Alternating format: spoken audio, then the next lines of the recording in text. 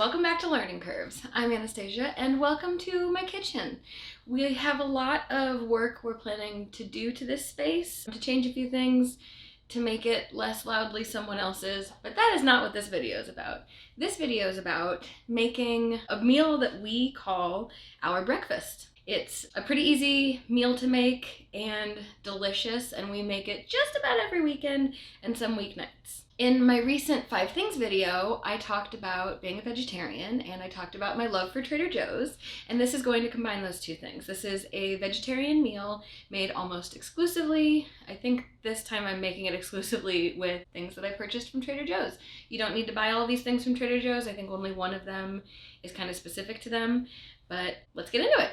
Hi there. So this is a layered dish. We start with hash brown patties as our bottom layer, but you could absolutely start with potatoes or shredded hash browns, really anything starchy. Then we do a layer of cheese. We like sharp cheddar, but we've tried Colby Jack and pepper jack, both delicious. And then the soy chorizo. This is a big one, and this one's unique to Trader Joe's. We'll get into this a little more in a bit, but here you kind of want something proteiny. You could use real chorizo or you could use beans. Then on top of the chorizo, we do scrambled eggs. Simple enough.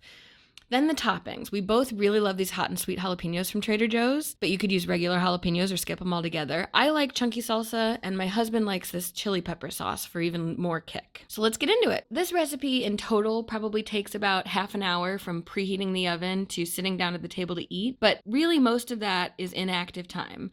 Make sure you throw them on the pan. That part's important. We preheat the oven to 400, and then I come back and I throw in my hash brown patties for 12 minutes, flip them, put them back in for another 12 minutes, and then that's really when everything else happens for the dish and it all comes together. And magically, 12 minutes have passed because this is edited. So we're going to take the patties out and flip them. We like them extra crispy. The package says to cook them 20 to 25 minutes, so we do 24 minutes, 12 minutes, flip them 12 minutes. Yeah, so now that they're back in, this is really go time. So for the soy chorizo, the only thing I don't like about the soy chorizo is, well, I guess 2 things. One, how much packaging there is. And then secondly, the fact that they're encased like a sausage. I don't love that. Watching myself cut this open right now is very upsetting, but also cutting it open is very upsetting. But it is kind of satisfying how it comes out of the package. Anyway, for this recipe, for the hash browns, we use 2 hash browns for each of us. You, of course, could just use 1, or again, if you're using something else, you could use whatever portions you like. And then for the soy chorizo, for 2 portions, for my husband and I use 1/3 of the chorizo, so each of us is eating 1/6 of the chorizo, and then I package up the other 2/3 and put it in the fridge, and then I don't have to decase it next time.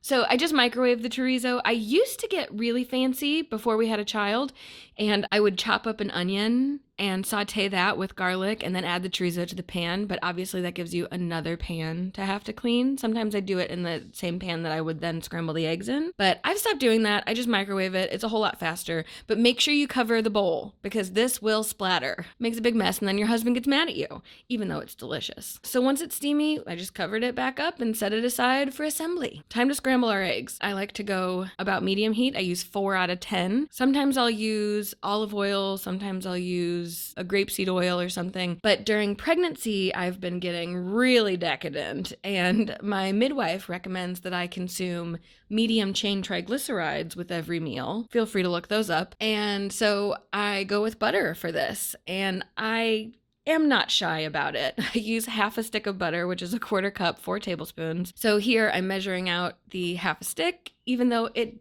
really doesn't matter. You just need to lubricate your pan. And then I chop it into smaller pieces so that it will melt faster. If I was making this for you, I wouldn't touch the butter, but my hands are clean and I'm making it just for my husband and I. I hope that watching that doesn't upset you.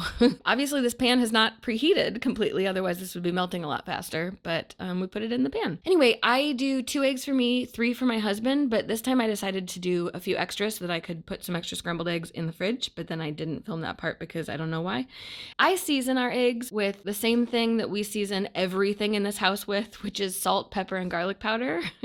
Here I'm using a pink Himalayan sea salt, but feel free to use whatever you like.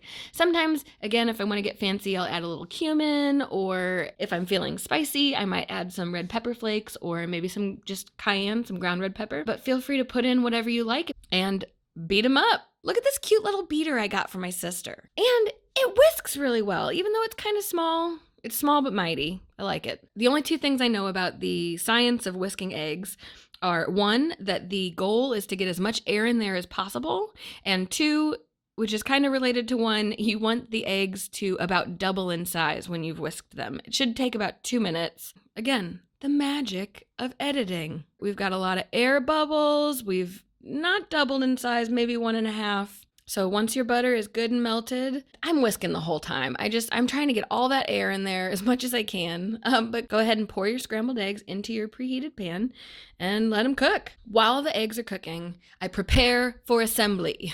I set out 2 plates. I put on each of these plates 1.5 slices of cheese. I know it's maybe a little militant of me. I don't even know how to describe it. These slices of cheese, they're not squares, they're rectangles. And if you measure, this is ridiculous. If you measure them long ways, they fit a lot better. So it would be like folding a piece of paper, hot dog style. So I do 1.5 slices of cheese that way.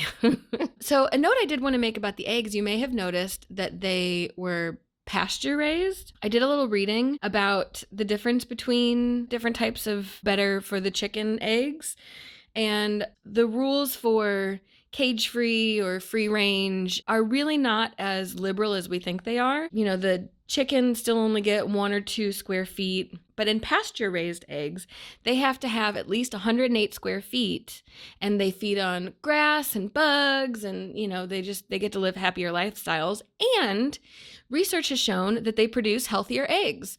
In fact, according to a 2003 study out of Pennsylvania State University, researchers found that one pasture-raised egg contains twice as much omega-3 fat, 3 times more vitamin D, 4 times more vitamin E, and 7 times more beta-carotene than eggs from hens raised on traditional feed. But they also have a slightly better carbon footprint in that the hens manage their own feed, spread their own output, if you will, and require less work and equipment from the farmers. This is all from an article from U.S. News and World Report. So now's when things get really exciting. All we have left really is assembly. Okay, this pan was really hot, so I just kind of threw the hash brown patties onto the plates.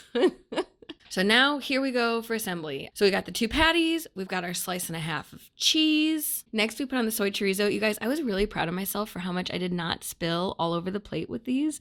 A lot of times the chorizo and the eggs will kind of fall off of the mound. It doesn't matter, it's still delicious, but I do really enjoy getting that perfect bite of all of the layers together. Oh, so satisfying. So on top of that chorizo, we add some scrambled eggs. Again, I made extra eggs, so there are going to be a lot left in the pan, but feel free to add as many eggs as you like. So for mine, next, I like to add the salsa. I think this adds a really nice flavor. Also, I enjoy the coolness that it brings to the dish. It brings to the table. And then these jalapenos, really, the sweetness that they add is a lot of fun. But we've had this dish with regular jalapenos, and it works just fine. Again, if I was making this food for you, I wouldn't be touching it like this. I promise. And then this chili pepper sauce from Trader Joe's. I honestly wish they sold it in a larger bottle because we go through so much of it. I tried to do a fancy zigzag. That's me asking my husband, is that okay? And he says, get some more on there. He said it nicer than that. And there we go. These are our finished dishes. I hope it looked manageable. Getting the rhythm down has taken a minute for me, but it really comes together so fast nowadays. And if you do make extra eggs, then on the weeknights, really all you're doing is cooking your hash browns and reheating your chorizo and reheating your scrambled eggs. Super easy.